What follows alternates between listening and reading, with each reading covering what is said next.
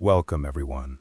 Today, we begin a deep journey into the mind of a man standing on the edge of morality, a journey into one of the greatest masterpieces of world literature, Crime and Punishment by Fyodor Dostoevsky. If you're someone who loves stories that explore the soul, that dig into the struggles of human nature, and that leave you questioning right and wrong, make sure you subscribe to the channel, because this series will take us to places few stories dare to go. Let's begin. Chapter 1. A City That Devours Souls. On a suffocating July evening, a thin young man walks through the crowded streets of St. Petersburg. He is avoiding people, not out of fear, but because he feels separated from the world around him, as if he lives behind a glass wall. His name is Rodion Raskolnikov, a former university student, bright, sharp, intelligent, but crushed under the weight of poverty. His room is not really a room, more like a wooden box squeezed beneath the roof of an old building, a place where the walls seem to whisper despair. For months, Raskolnikov has been wrestling with something deep inside him, a conflict between who he is and who he believes he could be.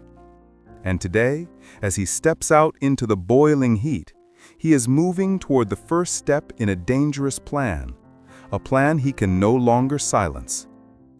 Chapter 2. A Thought That Should Never Have Been Born. Some ideas come softly, others enter like a storm. Raskolnikov's idea was the storm. He had convinced himself of a strange philosophy, that humanity is divided into two types, ordinary people and extraordinary people. And the extraordinary, he believed, have the right, no, the duty, to cross moral boundaries if their actions will benefit the world, even if that action is murder. Dangerous thinking, especially in the mind of a desperate man. He saw one person as the perfect test of his theory, Alona Ivanovna, an old pawnbroker known for exploiting the poor of the city. He believed she drained life from the helpless. He believed the world would be better without her. And that belief was growing stronger every day. Chapter 3. The First Visit. Under the pretext of pawning an old watch, Raskolnikov visits the pawnbroker's apartment. The place is narrow, suffocating, filled with the scent of old wood and greed. Alona Ivanovna watches him closely, sharp, suspicious, calculating. But Raskolnikov isn't there for business. He is studying the room, the position of the furniture, the location of her keys, the iron cash box, the number of locks, the sound of the door, and the path from the hallway to her chair. Every detail matters. Just for a moment, he sees her sister, Lizavet, a gentle, harmless woman with soft, innocent eyes. He has no idea that this brief glimpse will haunt him long after the crime is done. When he leaves the apartment, he is shaking. Not from fear of getting caught, but from fear of discovering what he might be capable of. Chapter 4. A Mind Losing Its Balance. Wandering through the streets, Raskolnikov tries to convince himself that the plan is absurd, that he is not a murderer. But the more he tries to reject the idea, the deeper it roots itself in his mind. He feels trapped inside his own thoughts. Is this really him? Or is he becoming someone else? His stomach is empty, his body weak, but his mind races uncontrollably. He walks into a small tavern, a place he would normally avoid, and there, his life takes a new turn. Chapter 5. A Broken Man with a Painful Truth. At one of the tables sits a man in his 50s, drunk, exhausted, worn down by life. His name is Semyon Marmeladov. Marmeladov is the kind of person whose story hurts more the longer you listen. He speaks with a mixture of shame and desperate honesty about his alcoholism, his sick wife, Katerina, and his eldest daughter, Sonia. Sonia, a young woman forced into a tragic life to feed her starving siblings. Yet through Marmeladov's tears, one thing becomes clear. Sonia is pure in a way the world cannot destroy. Her suffering, her sacrifice, hits something deep inside Raskolnikov. He feels as if he is hearing a message meant for him, even if he doesn't yet understand it. This encounter will shape his fate in ways he cannot imagine. Chapter 6. Returning to his inner prison.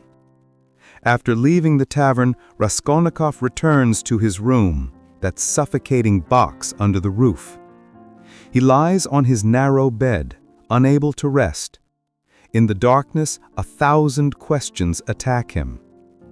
Is he an ordinary man or an extraordinary one? Does he have the right to cross the line? Or is he simply losing his mind? Every answer he finds leads only to deeper confusion. But one feeling becomes stronger than the rest. The moment of decision is coming. Chapter 7. When fate opens the door. The next day, he hears a conversation. Lizaveta won't be home tonight. The old pawnbroker will be alone. That one sentence falls into his mind like a stone dropped into still water. Suddenly, everything he feared becomes possible. His hands tremble, his breath quickens, his heart pounds violently, but the decision has already been made. He takes a small axe, hides it beneath his coat, and steps out into the night, walking toward a destiny he can no longer escape. And with that, the first part of our journey ends. End of part 1. If you enjoyed this episode, make sure you subscribe to the channel so you don't miss part 2, where we step into the heart of the crime itself and watch the beginning of Raskolnikov's collapse. Part 2. The Crime and the Beginning of His Fall. Chapter 1. The Point of No Return. Night had fallen over St. Petersburg, a heavy, suffocating night wrapped in damp mist. Raskolnikov stepped out of his room, moving like a man detached from his own body. His feet walked, but his mind drifted somewhere far away into a storm of fear, desire, and confusion. The axe hidden beneath his coat felt unbearably heavy, yet it was the very thing pulling him forward. There was no turning back, not tonight. Every sound around him, the murmur of voices, the echo of footsteps, faded away, leaving behind only one thought. It must happen tonight. Chapter 2. The Stairs That Lead to Darkness. The building looked older than he remembered. The wooden stairs creaked loudly under his feet, as if protesting every step he took. Every crack of the wood felt like a warning. Every breath felt like a countdown. On the 4th floor, he paused, breathing fast, sweating, shaking. For a moment, he felt the urge to flee. But then the thought struck him, if I don't do it now, I never will. He raised his hand and knocked, 3 quiet knocks. A moment later, the door opened. The old pawnbroker stood before him, the same narrow eyes, the same thin lips, the same suspicious posture. She did not sense anything wrong. She stepped aside and let him in. Chapter 3. The Crime. The door shut behind him. As she turned to ask what he had brought this time, time stopped. His hand moved before he could think, pulled the axe from under his coat, raised it high, and the first blow landed. A soft, sickening thud. A gasp of shock, half breath, half pain. She collapsed instantly, her small frame hitting the floor without resistance. Raskolnikov froze. His mind reeled, his vision blurred, his heart thundered as if trying to burst out of his chest. The silence that followed was heavier than the act itself. But he knew that silence would not last. He lifted the axe again and brought it down. The deed was done.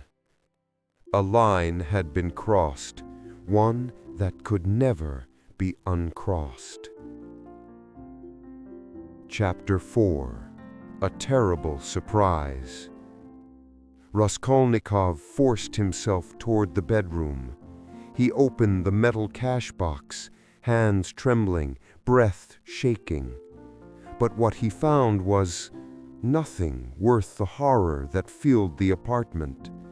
A few coins, some cheap earrings, a handful of golden trinkets.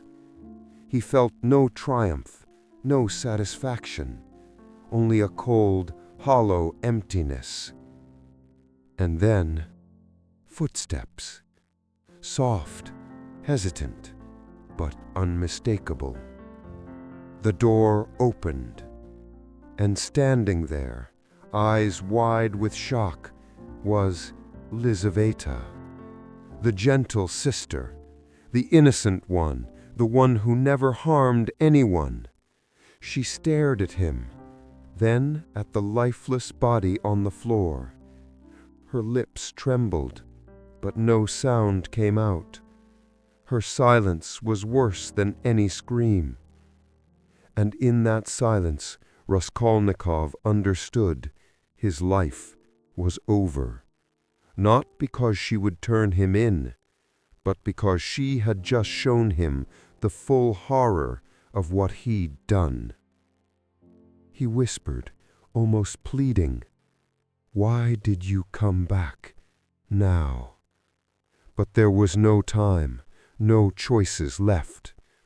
Driven by blind fear, his arm rose again, and Lizaveta fell. Unlike her sister, there was no resistance, only heartbreak and the shattering of whatever goodness remained in him. Chapter 5. The Escape.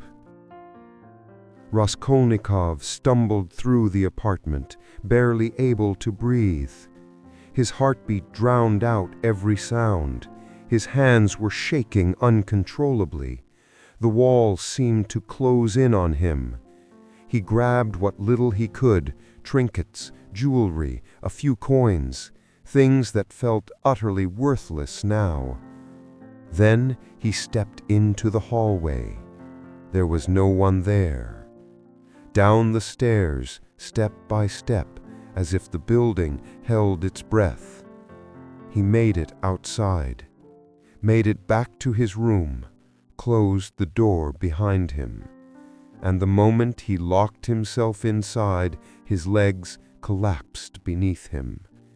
He sat on the floor, pressing his hands to his face, and something inside him shattered. He had not just killed two people. He had killed the last piece of himself that believed he was still human. Chapter 6. Fever and Madness.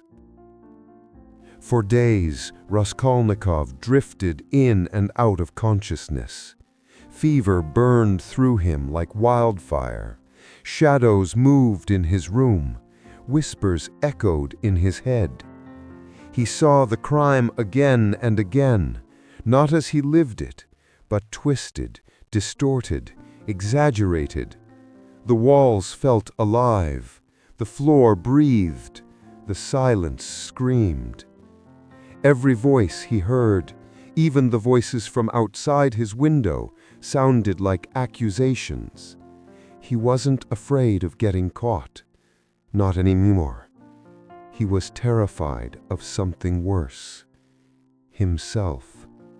Who he was becoming, what he had awakened inside his own soul. Chapter 7. Suspicion begins.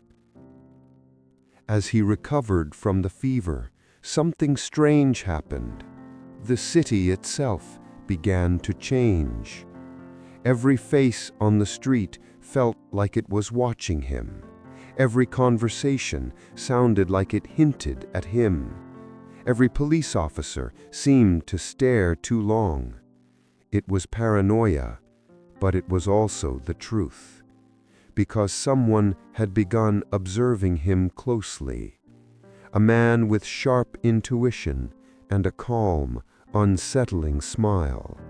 Porfiri Petrovich, the investigator. Porfiri had no proof, not a single piece of evidence, but he did not need evidence.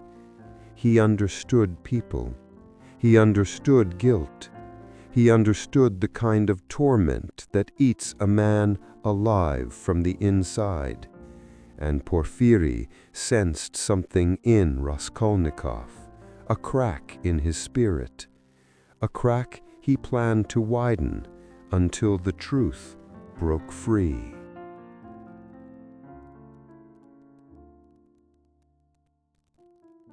End of Part 2. In Part 3, we dive into the psychological chase, a silent battle of minds between Raskolnikov and the investigator, and the growing bond between Raskolnikov and Sonia, who will become the light he desperately needs. If you're enjoying this journey, remember to subscribe to the channel so you won't miss the next episode. This section covers the psychological unraveling of Raskolnikov, the appearance of Sonia as a moral anchor, and the beginning of his dangerous mind game with investigator Porfiri Petrovich. Let's begin. The Mind Games and the Rising Inner Confession. Chapter 1. The city looks different. Or he does. Days passed after the fever that nearly consumed him. When Raskolnikov finally opened his eyes again, the city felt altered. The streets were the same, the buildings the same, the passers-by the same. But inside him, something fundamental had shifted. Every footstep behind him felt suspicious. Every glance seemed too long. Even the sound of a closing door echoed like an accusation. He walked through St. Petersburg as if behind invisible glass walls, walls he feared might shatter at any moment, exposing everything he had done. He wasn't the same man who had walked into that apartment. He was someone else now. Someone fractured. Chapter 2. A conscience that refuses to stay silent. At night, sleep abandoned him. He lay awake in a haze of dread. Two voices lived inside him now. One whispered, "You are exceptional. You had the right." The other thundered, "You are a murderer, nothing more." And that second voice, it never tired, never softened, never went quiet. He would bolt upright in bed, breathing fast, as visions of the old woman and gentle Lizaveta flooded his mind. He could feel the weight of the axe in his hand, hear the sound of the blow, taste the metallic terror in his mouth. Sometimes the hallucinations came while he was awake. Shadows moving, eyes watching him, whispers that felt too real. His crime didn't stay behind him. It followed him everywhere, clinging to him like smoke. Chapter 3. The visit from his mother and his sister. One morning, he received a letter from his mother. She and his sister Dunya had arrived in the city. He should have been happy. He should have run to greet them. But instead, he felt something close to panic. Facing them now, after what he had done, felt intolerable. Still, he forced himself to go. When his mother saw him, she burst into tears of joy, hugging him as if she wanted to pull him back into the world. But Raskolnikov stood stiffly, detached, cold. He couldn't return her warmth, not while carrying the secret of blood on his conscience. Dunya, his sister, looked at him with worried eyes, deep, searching eyes that seemed to sense he was wrestling with something enormous. He felt her gaze like fire. Inside, he screamed, "If you knew what I've done, you would never look at me again." Chapter 4. The manipulative suitor, Luzhin. Dunya had come to the city because she was engaged to a man named Pyotr Luzhin, a man who presented himself as respectable, generous, and honorable. But Raskolnikov saw straight through him.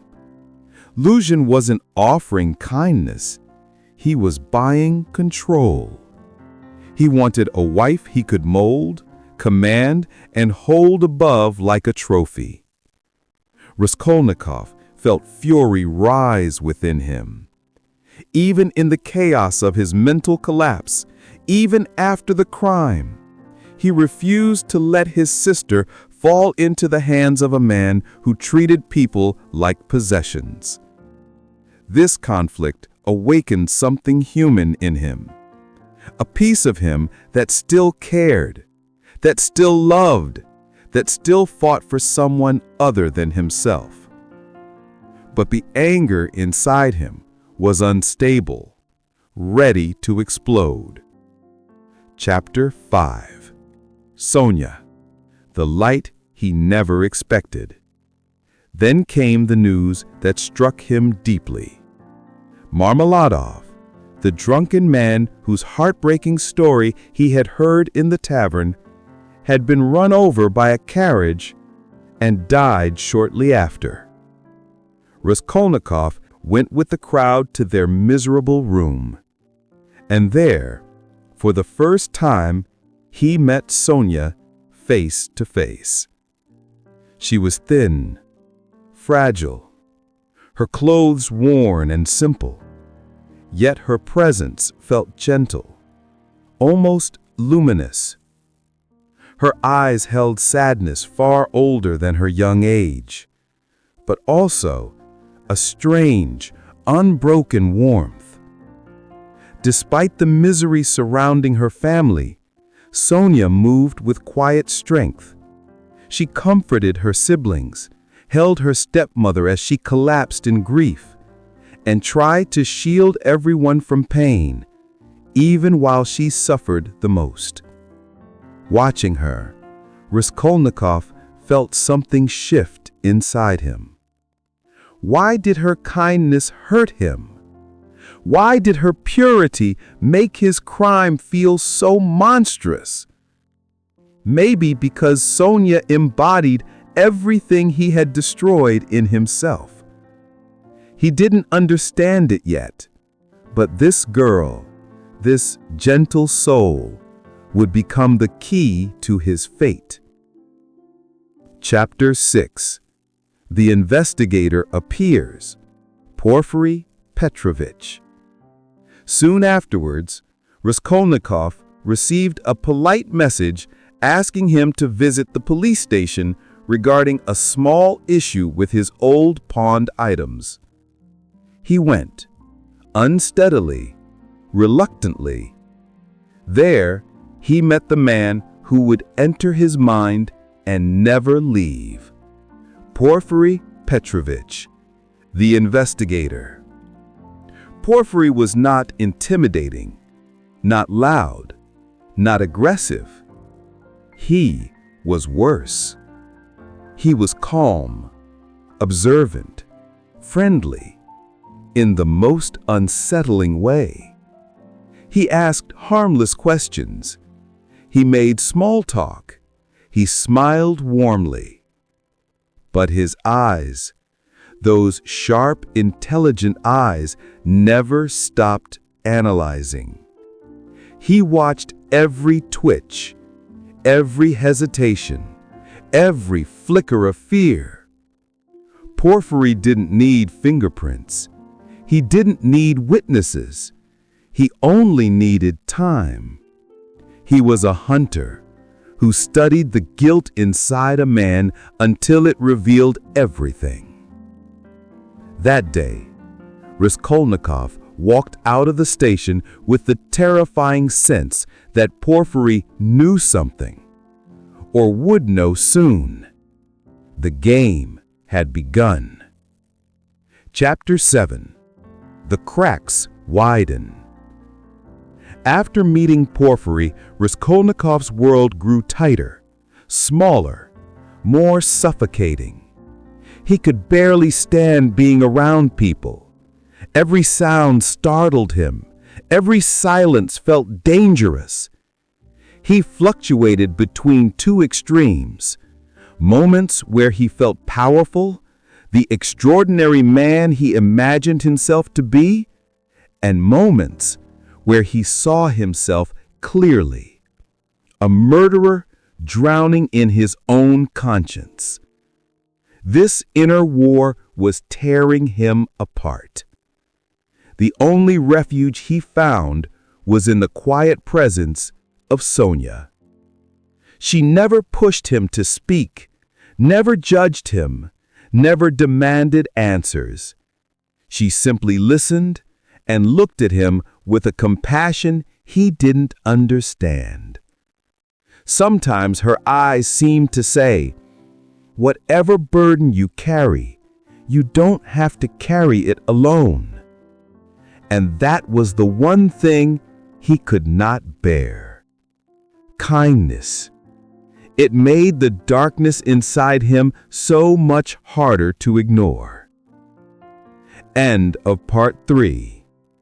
In part 4, the tension intensifies. Porfiry's psychological pressure increases. Sonia's role deepens. This chapter focuses on Porfiry's psychological siege, Sonia's growing spiritual influence, and Raskolnikov's slow collapse into the truth he can no longer hide. Let's begin. Part 4. The Great Confrontation Between Mind and Soul. Chapter 1. The Circle Tightens. Raskolnikov felt it long before he understood it. Something invisible was closing in around him, cold, heavy, and relentless. It wasn't the police. It wasn't the law. It was himself. After his first real encounter with investigator Porfiry, his life slipped into a constant state of dread. He walked through the streets with the feeling that someone, everyone, was watching him. A stranger's glance lingered too long. A whisper felt directed at him. Even a passing conversation seemed to hide accusations beneath its surface. Raskolnikov no longer lived in the city. He lived in a cage built by his own conscience. And the bars were tightening. Chapter 2. the uninvited visitor. One cold morning, in the most unguarded moment possible, Porfiry Petrovich walked straight into Raskolnikov's room. No heavy knocking, no official authority, no stern announcement. He simply opened the door and stepped inside, as if he belonged there. The sudden presence of the detective felt like a flash of bright light shattering the darkness inside the room. Raskolnikov's heart lurched, his breath caught. Porfiry smiled gently, a warm, friendly smile, the very thing that made it terrifying. He sat down casually and said, "You know, I was in the neighborhood and thought I'd pay you a visit, my dear Rodion Romanovich." A simple sentence, yet it shook Raskolnikov more than any accusation could. Chapter 3. The Art of Psychological Warfare. Porfiry didn't confront him, didn't ask about the crime, didn't mention the pawnbroker, didn't even hint at suspicion. Instead, he began a conversation, simple, harmless, on the surface. He talked about philosophy, theories of crime, the idea of extraordinary individuals, and the moral right to step over the boundaries of ordinary men. Every sentence felt like a needle piercing deeper into Raskolnikov's mind. Raskolnikov tried to respond, sometimes confidently, sometimes anxiously, sometimes contradicting himself. Porfiry only listened, smiling, watching, measuring every tremor in his voice. Then he dropped a sentence that felt like a blow to the chest. "You know, a real criminal often confesses before proof ever reaches him." He wasn't talking to Raskolnikov's mind. He was speaking to his soul. And the soul heard every word. Chapter 4.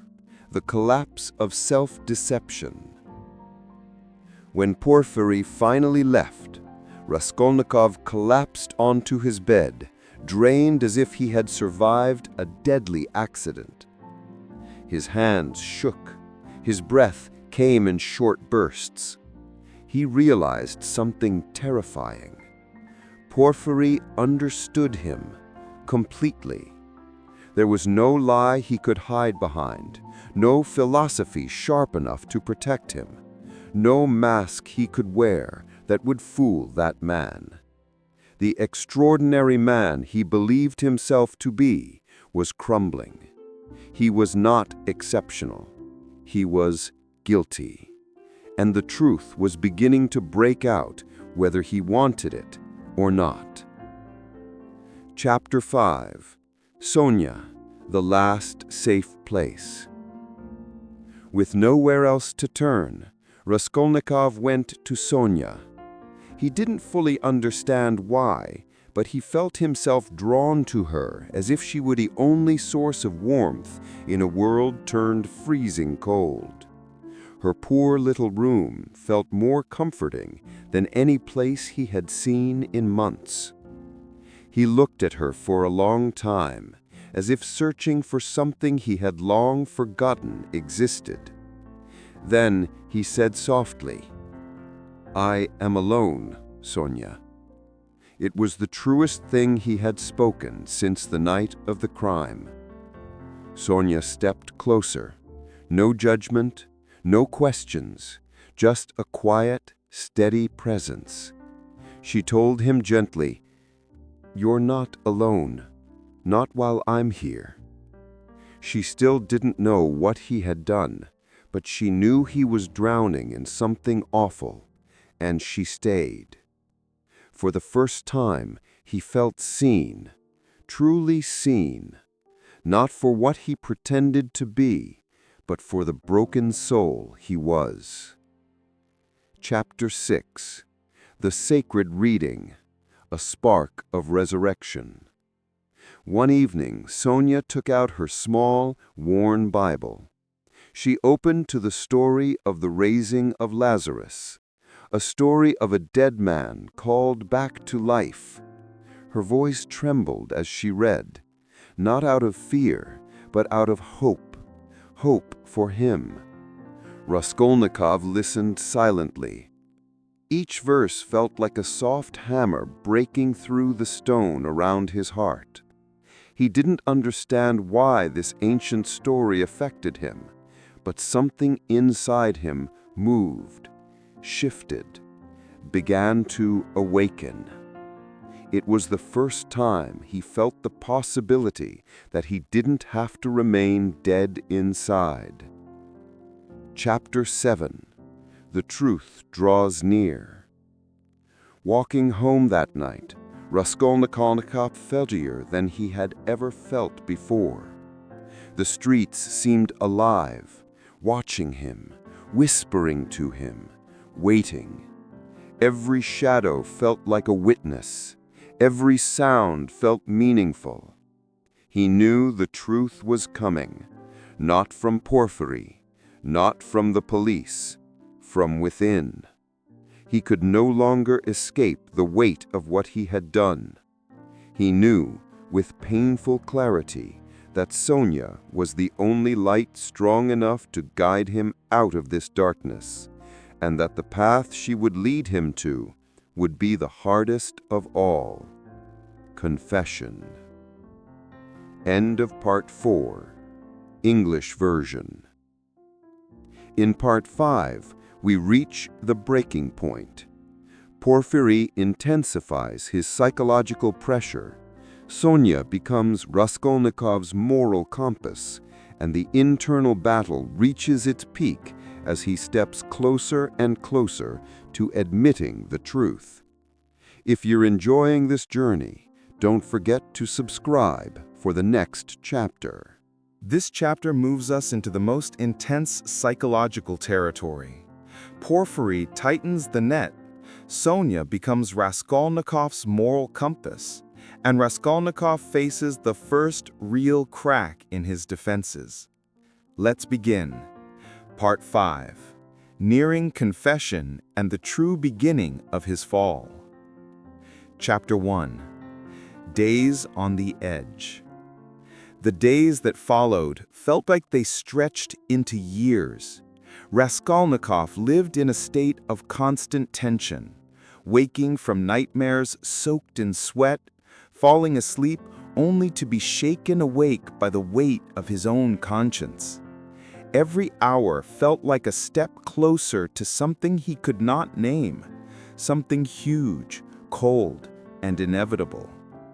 People on the street seemed to stare at him a fraction too long. Strangers whispered, and he imagined his name hidden in their voices. But the truth was simple. He was no longer running from the police. He was running from himself, and he was losing. Chapter 2. The Clash with Luzhin, a man of polished cruelty. One afternoon, Raskolnikov confronted Pyotr Luzhin, Dunya's pompous, egotistical fiancé. It was a clash between two worlds, a man drowning in guilt versus a man drowning in vanity. Luzhin, with his tailored suit and polished arrogance, spoke like someone doing charity, but expecting applause for every breath. He tried to belittle Raskolnikov in front of his mother and sister, painting himself as the savior of the family. But Raskolnikov snapped. He stood up, voice sharp, trembling with anger. "You don't love my sister. You want to own her." The room froze. His mother gasped. Dunya widened her eyes, but beneath her shock, something else flickered. Relief. Raskolnikov's world might be collapsing, but in that moment, she saw her brother again. The real one. the one who would fight for her even when he couldn't fight for himself. Chapter 3. Katerina's Tragic Decline. Meanwhile, sorrow tightened its grip around Marmeladov's family. Katerina Ivanovna, his tortured, proud wife, began to unravel completely. Poverty crushed her. Illness hollowed her out. The burden of her starving children became a weight no human soul could hold alone. One day she stumbled into the street, hair undone, eyes blazing with fever. She began shouting, crying, laughing hysterically, a storm of despair wrapped in a single life. Her children followed behind her, terrified, trying to pull her back. People gathered, whispering, staring. It was one of the most heartbreaking scenes Raskolnikov had ever witnessed. And in the middle of that misery stood Sonya. Fragile Sonya, doing everything she could to shield the family with nothing but her heart. The weight of suffering in this city pressed harder on Raskolnikov's soul. Chapter 4. Sonya's Truth and the Confession He Can't Say Yet. One night, Raskolnikov went to Sonya's small, dim room. He needed something. He didn't know what, but he knew she was the only one who could give it. He looked at her, with eyes darkened by guilt and sleepless nights. With a trembling voice, he said, You carry your burden with courage." She lowered her eyes and whispered, "Everyone carries a cross, Rodion, but we must carry it honorably." Then she revealed her truth, the truth of the life she had been forced into, the sacrifices she made for her siblings. She said it gently, almost without shame, and he felt something heavy inside him crack. He came so close to confessing, so close. His lips parted, his heart pounded. But fear stopped him. Fear of losing everything. Fear of destroying what little he had left inside. Sonya watched him struggle. Then she said, with eyes full of quiet strength, "Whatever it is, face it. There is no salvation without truth." That sentence pierced him far deeper than anything Porfiry had said. Chapter 5. Porfiry returns, a step toward the truth.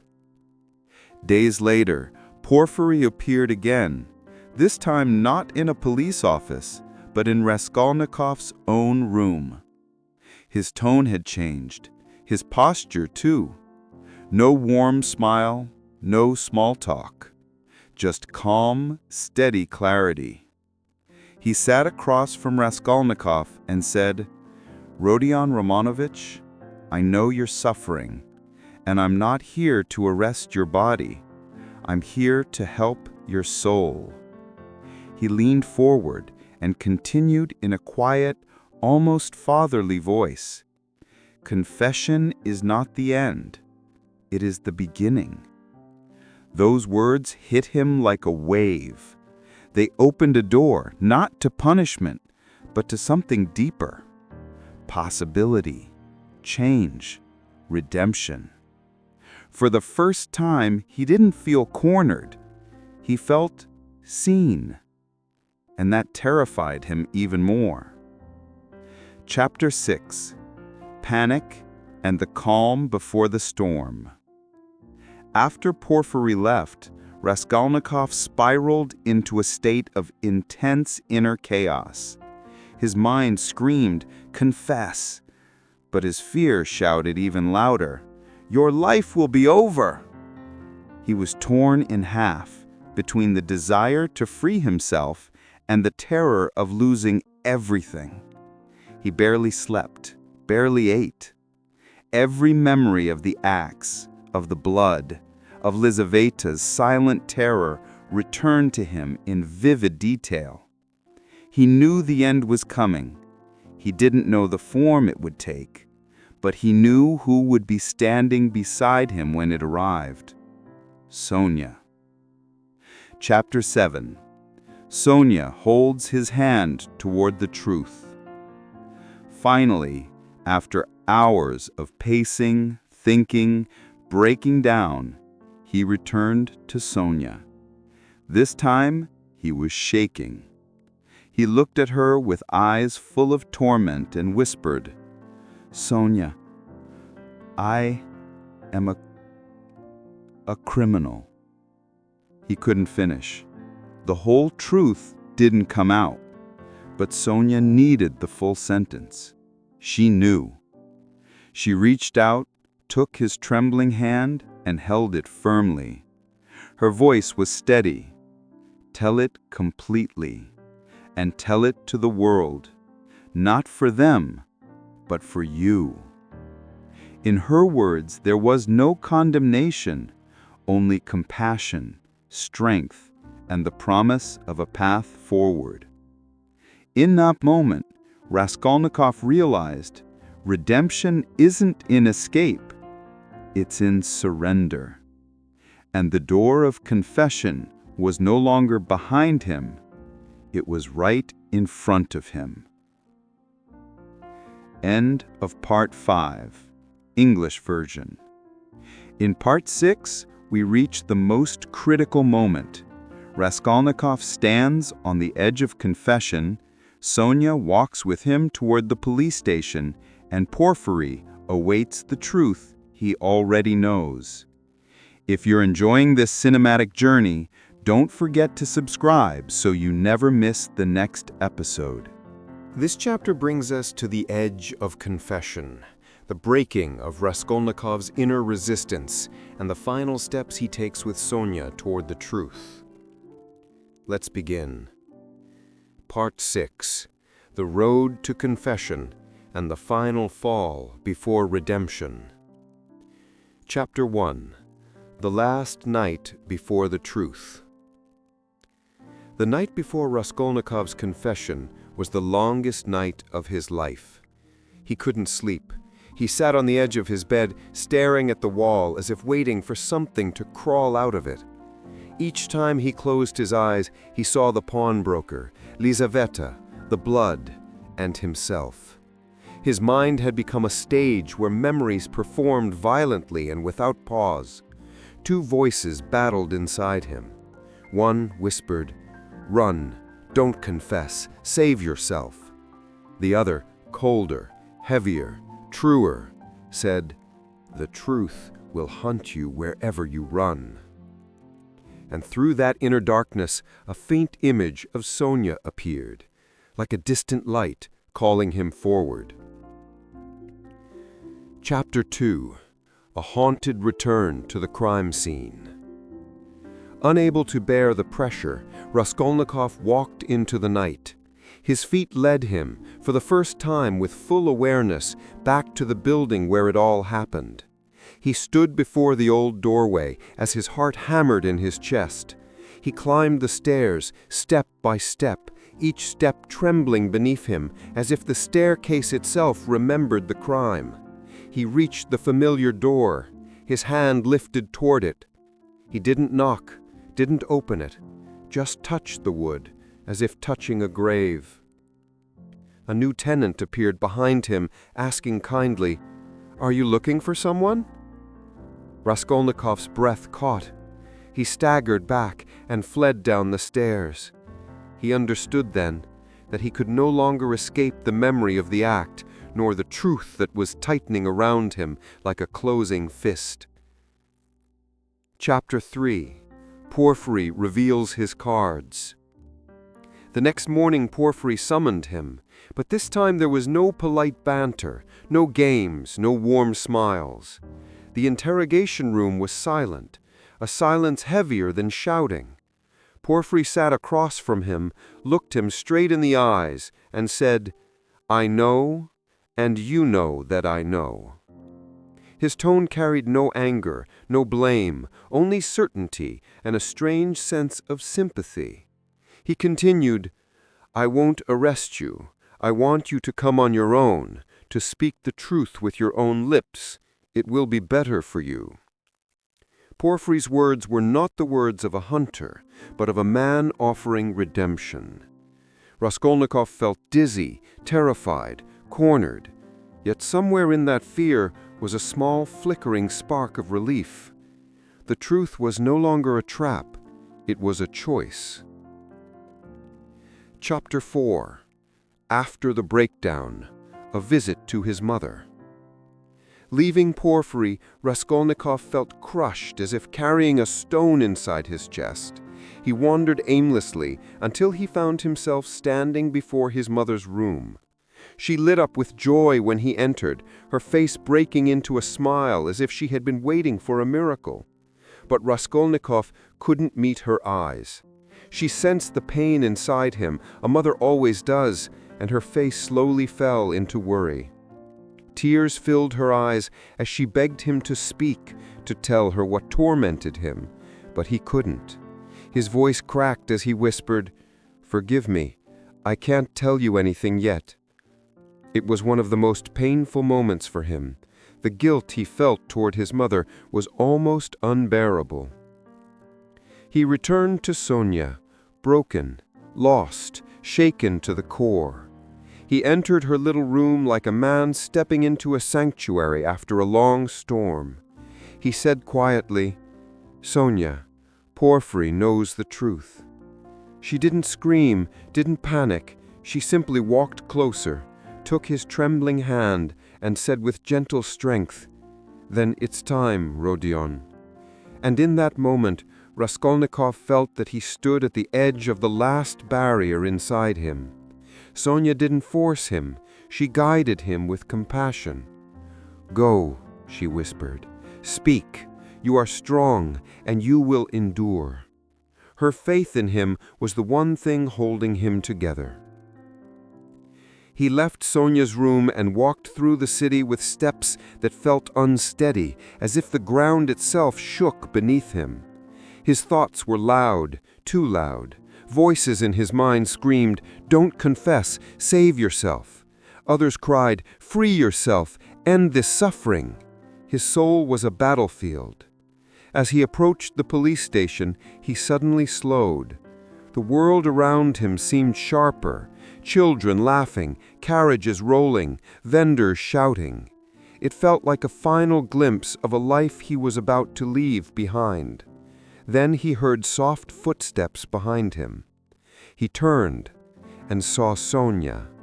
Her eyes were filled with tears, not of fear, but of love and quiet courage. She whispered, "I'm here. You won't walk alone." She took his hand, and together they walked toward the door of the police station. It was one of the most powerful moments in the entire story, the moment when compassion walked side by side with guilt toward truth. Chapter 7. Entering his fate. The door stood before him. Raskolnikov paused for a long, trembling minute. Then he inhaled deeply, closed his eyes, opened them again, and stepped inside. Behind that door waited the law, punishment, suffering, but also, for the first time, the possibility of redemption. The step he took was the beginning of everything that would follow. And with that step, the 6th part comes to its end. End of Part 6, English version.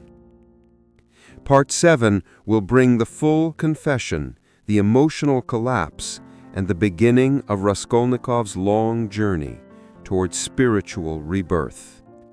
If you're enjoying this narrative, don't forget to subscribe so you never miss the next chapter. This chapter delivers the full emotional collapse, the confession, the sentencing, the exile, and the first spark of spiritual rebirth. Let's begin. Part 7. The Confession and the Great Fall Before the Rise. Chapter 1. The Moment of Fate Inside the Police Station. Rakolnikov entered the police station, step by step, as if the world behind him was fading into silence. Everything felt distant, muted, shrinking. All that remained was him, his guilt, and the truth waiting to be spoken. Sonia walked right behind him, never letting go of his hand, never letting him face this alone. He stood before the duty officer. His tongue felt heavy, his lips dry, his eyes hollow. And then, in a voice barely above a whisper, he said, "I have something to tell you." The officer looked puzzled. He didn't know who Rakolnikov was. He certainly didn't expect what was coming. Before Rakolnikov could continue, the door opened, and Porfiri Petrovich appeared. He entered calmly, almost gently, as if he had been waiting for this exact moment. He smiled, a small, tired smile of a man who had expected this day from the moment he saw the first flicker of fear in Rakolnikov's eyes. Chapter 2. The Confession, Word by Word. Rakolnikov took a trembling breath. He looked at the officer, then at Sonia, then at Porfiri. And finally he spoke. "I killed the old pawnbroker." Silence. Then he added, his voice breaking, "And I killed Lizaveta too." The words hit the room like heavy stones dropped from a great height. Sonia pressed her hand to her heart, tears flooding her cheeks. Porfiri closed his eyes briefly, as if saying to himself, "At last, the suffering is over." And Rakolnikov, his body gave way. He sat down, covered his face with his hands, and for the first time in this entire story, he wept. Not the cold tears of fear, but the deep, aching tears of a soul collapsing under the weight of its truth. Chapter 3. The Holding Cell and the Storm Within. After his confession, Rakolnikov was placed in a temporary cell. A small, damp room, a wooden cot, a silence so thick he felt it pressing against his skin. He sat there for hours, thinking. Did I do the right thing? Should I have stayed silent? Was there another path? But every thought ended at the same place. Sonia's face and her trembling voice saying, "There is no salvation without truth." Her faith in him was all that kept him from breaking completely. Chapter 4. The Verdict, Exile to Siberia. After the hearings and investigations, the judgment finally came. 8 years of hard labor in Siberia. The courtroom swayed around him as he listened. His mother collapsed into tears, as if her heart had split in two. Dunya stood still, holding her breath, trying to be strong, though she was breaking inside. And Sonia smiled through her tears. a strange, soft smile that seemed to say, "This is not the end. This is the beginning." For Rakolnikov, the punishment was not surprising. Part of him had expected it from the moment he first raised the axe. Chapter 6. The Road to Exile. The Long Journey to the Snow. Rakolnikov was transported with other condemned men on a large wooden wagon toward Siberia. The journey was brutal. Icy winds, endless snow, days that felt like years. The chains around his ankles clinked with every movement, a cold reminder of the life he had destroyed. Yet somewhere along that frozen road, he felt something unexpected. Relief. Yes, a strange, fragile relief. For the first time in months, he wasn't running, wasn't hiding, wasn't performing. He was facing his pain, and that made it clean, almost bearable. The suffering had meaning. Chapter 7. Sonia, loyal beyond imagination. Months into his exile, one cold morning, Rakolnikov heard footsteps approaching the prison worksite. He turned, and there she was, Sonia. She had traveled thousands of miles through cold, disease, poverty, loneliness, just to be near him.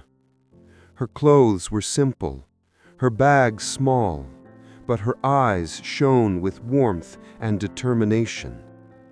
When she saw him, time stopped. She came close to him, tears glistening, and whispered, "I told you, Roger, I won't leave you. Not on this road, not ever." It was perhaps the purest moment of the entire story. Love meeting guilt, light meeting darkness, and choosing to stay. Chapter 8. The First Sparks of Redemption.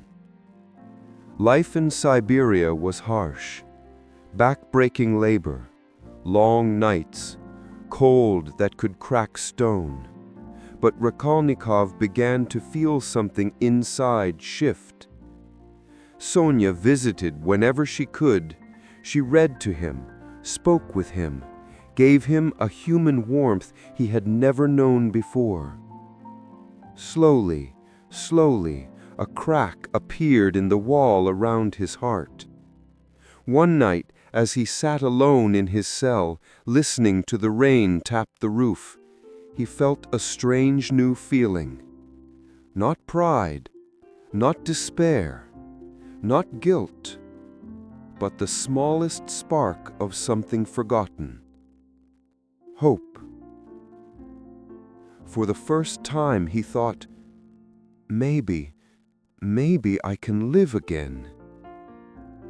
It was the beginning of his spiritual resurrection. End of Part 7. The final chapter, Part 8, will reveal Rakolnikov's emotional transformation, his rebirth, and the new life that begins after years of darkness. If you're enjoying this cinematic journey, don't forget to subscribe so you never miss the final part. Part 8. Resurrection and the Beginning of a New Life. Chapter 1. The Early Years in Siberia. The Death Before the Rebirth. The first months in Siberia moved with the slow, crushing weight of a lifetime. The labor was brutal, the cold relentless, the chains heavy, and the isolation deeper than anything Raskolnikov had ever imagined. But none of that tormented him as much as the prison he carried inside himself. He worked like a machine, cutting wood, hauling stones, enduring the frost that stabbed through his bones. He wasn't healed. He wasn't repentant yet. He wasn't reborn. He was suspended between two worlds, one that had died but refused to disappear, and another that waited to be born but had no strength to emerge. Many nights he stared at the bleak Siberian sky and wondered, can forgiveness ever reach a man like me? Can God forgive what I have done? Can I forgive myself? The silence was his only answer. Chapter 2. The Prisoners, Hostility and Misunderstanding. The other convicts did not welcome him. They distrusted him, mocked him, resented him. To them, he was an outsider, an educated man, a thinker, a philosopher who committed a crime that seemed senseless and cruel. They whispered at night, "That's the student who killed an old woman." They believed he was proud, arrogant, aloof. And in truth, he was distant, pulled inward, trapped in his own thoughts. He got into quarrels, not because he sought them, but because his silence provoked anger in those around him.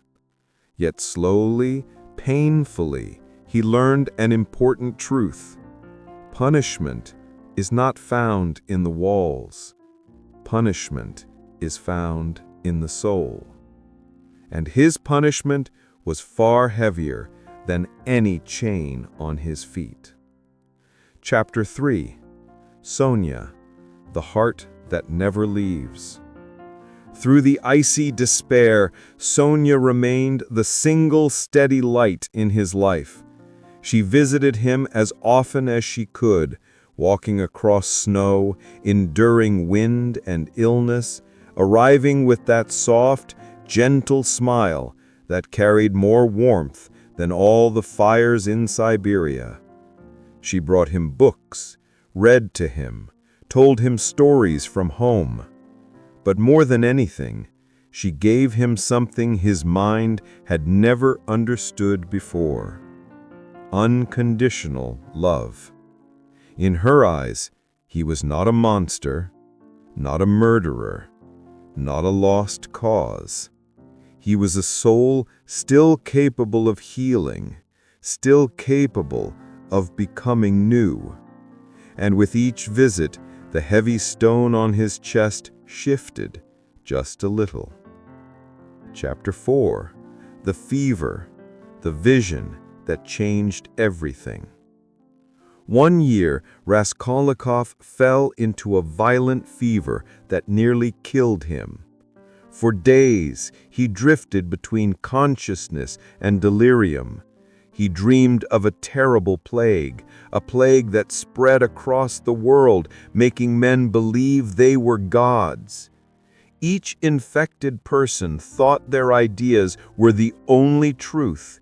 Each believed they had the right to judge, to rule, to destroy. The world fell into chaos, every person convinced they were extraordinary and therefore above morality. It was the terrifying reflection of the very theory that had consumed Raskolnikov before his crime. When he awoke, pale and weak, he understood something he had never understood before. His philosophy had been a lie that had poisoned his mind and almost destroyed his soul. For the first time, he saw the truth clearly. Chapter 5. The Tears That Broke His Pride. The day he recovered enough to walk into the workyard, he saw Sonia waiting for him. She stood in the cold, thin coat wrapped around her, holding a small book in her hands. Her eyes glowed with relief and love. He approached her slowly, and when he reached her, he broke. His walls collapsed, his pride shattered. All the years of suppressed emotion burst out of him, and he wept. He wept like a child who had been lost for too long and finally found home. Sonia said nothing. She simply touched his shoulder and let him cry. That moment was the true death of the old Raskolnikov and the first breath of the new one. Chapter 6. The First Spark of Faith. After that day, everything changed. He began reading the New Testament with Sonia. He listened to her stories with new ears. He looked at the other prisoners with new eyes. He started helping them, quietly, humbly. He endured their insults without anger. He did his work with patience. He spoke less, but with more sincerity. For the first time, he began to feel the presence of something greater than his own mind. Not superiority, not intellect, not ambition, but grace and humility and the faint, trembling warmth of faith. He no longer sought greatness, he sought meaning. He no longer sought escape, he sought rebirth. Chapter 7. The Resurrection of the Soul. One evening, as he sat alone watching the frozen river glisten under the moon, a quiet realization settled over him. I have sinned, but I am not beyond redemption. For the first time, he forgave himself. For the first time, he believed that God might forgive him too. For the first time, he felt alive. Not triumphant, not proud, but alive in the way a soul is alive after long years of sleep. This was the true resurrection. Not a miracle, not a revelation, but a slow, human rising from the ashes of guilt. Chapter 8. The End of the Sentence and the Beginning of Life. When the 8 years ended, Raskolnikov walked out of the prison gates, thin, pale, but reborn. And there she was, Sonia, waiting for him with the same gentle smile that had carried him through every dark hour. The sun rose behind her, glowing across the snow, painting the world in gold. He stepped toward her. He didn't know what to say. She spoke first. "Let's begin, Rodion, a new page." And together they walked forward, two souls marked by suffering, yet united by hope. Not to glory, not to greatness, but to something far more precious.